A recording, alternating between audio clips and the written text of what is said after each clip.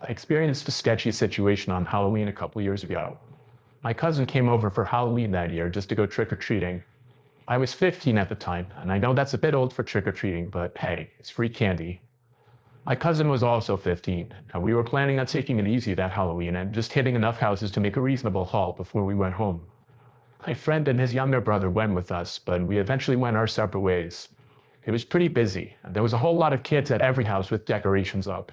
My cousin Jack and I decided to hit some of the houses with lights on with no kids already on the front stoops.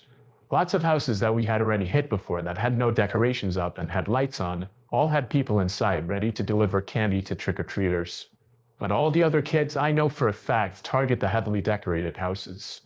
We ended up getting through like 4 houses in a minute because of no lineups. The next house in the line was not decorated at all, but there was a light on, so we thought we'd give it a shot.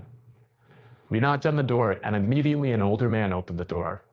He opened it completely, which revealed 5 other guys just standing there. They were much younger than the older man who opened the door. I'm guessing they were in their late 30s, while the older man who opened the door was in his early 50s. He held out a bowl of candy, then reached in and grabbed some and put it in each of our bags. The older man asked Jack what his name was, and Jack responded to his question using a fake name. Jack said bye before the older man could say anything else.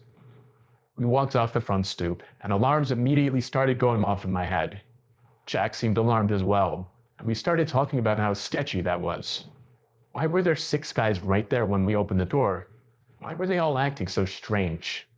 Those were the questions that were floating around in my head. Jack and I were a little spooked because of how weird that was. We went to 2 more houses, then we started walking to my house. Jack and I glanced back at that house to see a car pulling out of the driveway. The car drove up the way we were walking and started slowing down right next to us. The roads were clear, and all the trick-or-treaters were on the sidewalks, so there should have been no reason the car slowed down right next to us. We picked up the pace a bit, and that's when another car sped up behind them, eventually beginning to go the same pace as the first car. I recognized the guy driving the first car, and the guy driving the second car. The guy driving the first car was the older guy who gave us the candy, and the driver in the second car was one of the 5 guys just standing there suspiciously. There was also somebody in the passenger seat in the first car, but all I could see was the silhouette of the person.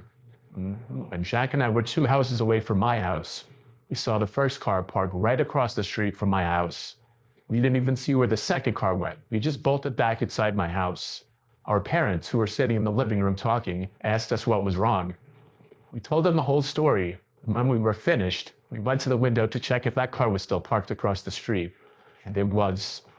But then 5 seconds after I checked, it drove off. It had probably been parked there for the 5 minutes since we went inside my house. My mom and Jack's mom wanted Jack and I to go show our dads the house where all those guys were in. But eventually, our parents calmed us down and told us it was just a Halloween gag or something. Though I had my own theory on what was going on. The reason why there were 6 guys in the main doorway was because when a lone trick-or-treater or group of trick-or-treaters much younger than Jack and I came to the door, they were looking to jump or snatch them. But when they saw that Jack and I were teenagers and literally the same height as them, they decided to play it cool, even though they still looked sketchy. And why they were following us in their cars, we will never know. But when the night ended and everyone was off to bed, I realized that house is only 1 block from my house.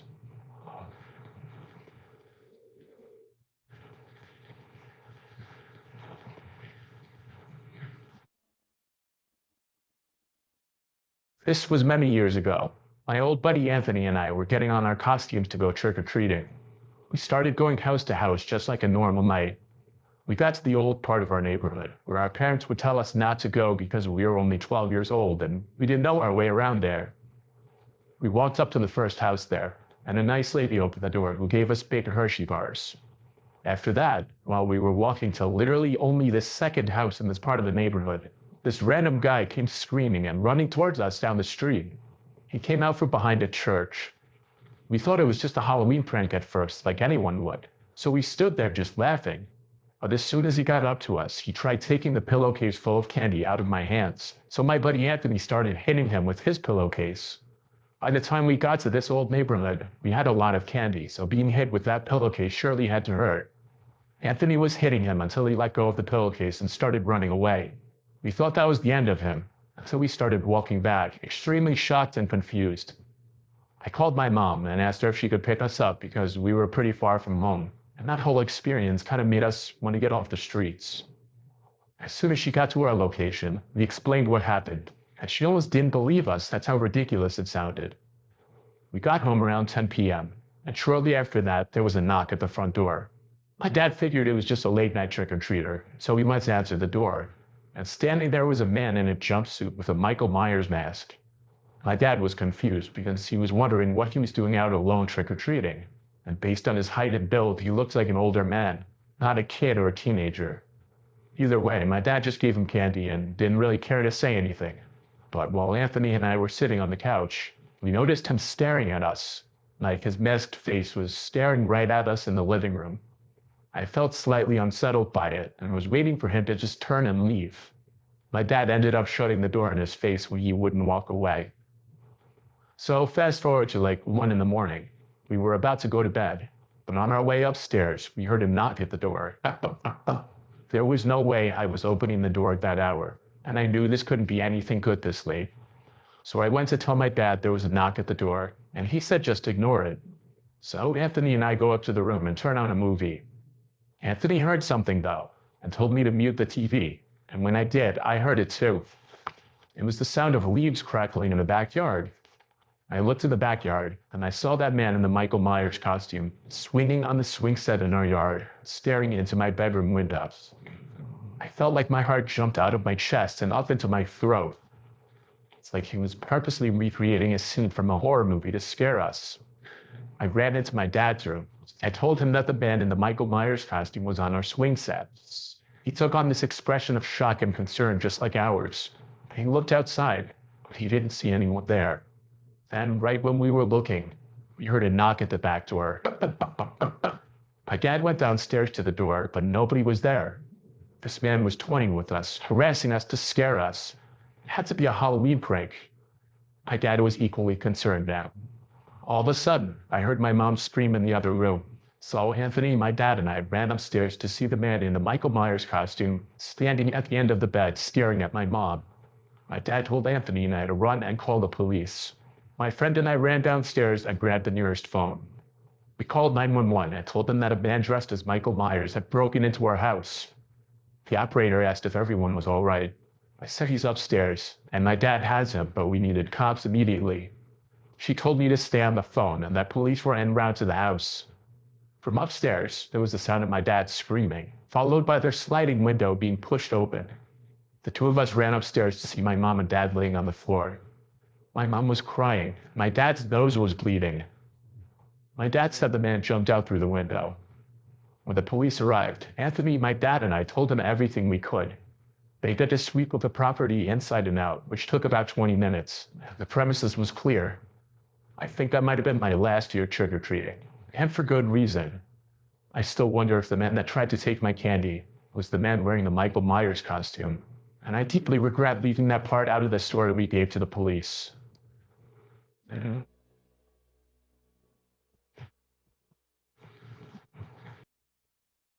Halloween was always one of my least favorite days of the year.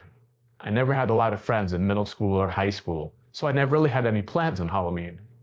In middle school, I didn't really go trick-or-treating, and in high school, I never really went to any Halloween parties.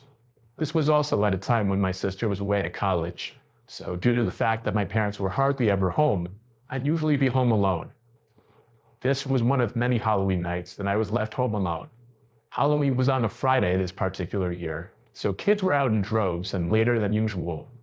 My parents were gone for the week.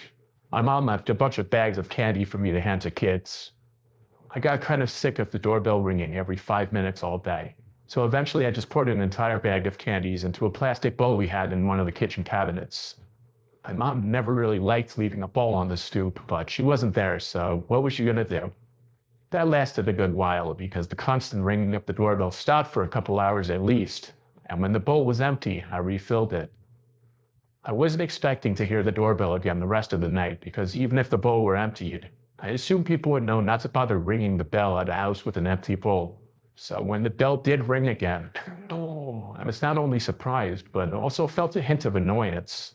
I ignored the first ring. But about 30 seconds later, there was another ring. This time I got up from my computer, pausing the game I was playing, and went down to check who was at the front door. I opened the door, and there were two guys in white vendetta masks holding small plastic bags with very minimal candy inside, it seemed. Neither of the two of them said trick or treat. They just ominously both stood there and then lifted up their bags and held them open. I said, "Hang on, I'll get more candy." I felt intimidated, if I'm being honest. I went to get the bag of Reese's and grabbed a few to put in their bags. When I dropped the candies in their plastic bags, one of them, I don't know which, asked in a monotone voice, "Are you home alone?" I said no, but with a stutter because the question scared me. I said, "My parents are here." Then I said, "Have a good night," and shut the door. I waited by the door listening to see if I'd hear them walk down the steps. I finally heard footsteps leaving, so I felt relieved and started going back upstairs. But that question, "Am I home alone?" kept haunting me. I couldn't just go back to my game after hearing that. And then I realized the possibility as to why they would have asked me that, because there were no cars at all in the driveway or in front of the house, yet the lights were on. Then when I, an at the time 14-year-old kid, opened the door, it probably looked like the easiest target ever. My paranoia was clearly justified though, because while sitting at my desk trying to get back into my game, I heard this loud bang from my window. I was on the second floor, so clearly something was just thrown at the window. My heart started to pound the inside of my chest again. In response, I turned off the computer screen and desk lamp to bring darkness into the room. I then looked out the window, and though I couldn't see anything out there because it was too dark, another object was thrown at the window right in front of me. This one scaring me even more than the last. It sounded like a rock. I instantly felt this intensifying sense of danger. I ducked back down behind the window and left my bedroom. I didn't have a cell phone at the time, only an iPod Touch, so I had to get to the kitchen house phone.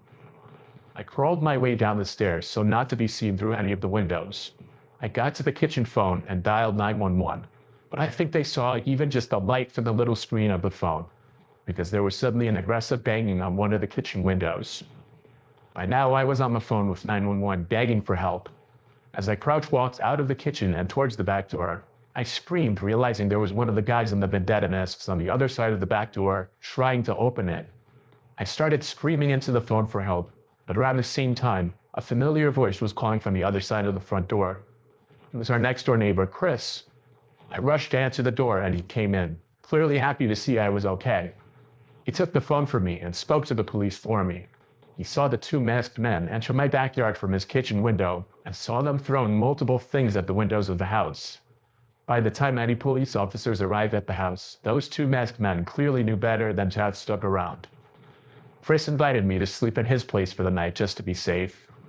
He was good friends with my dad before he moved, so he really didn't mind helping me.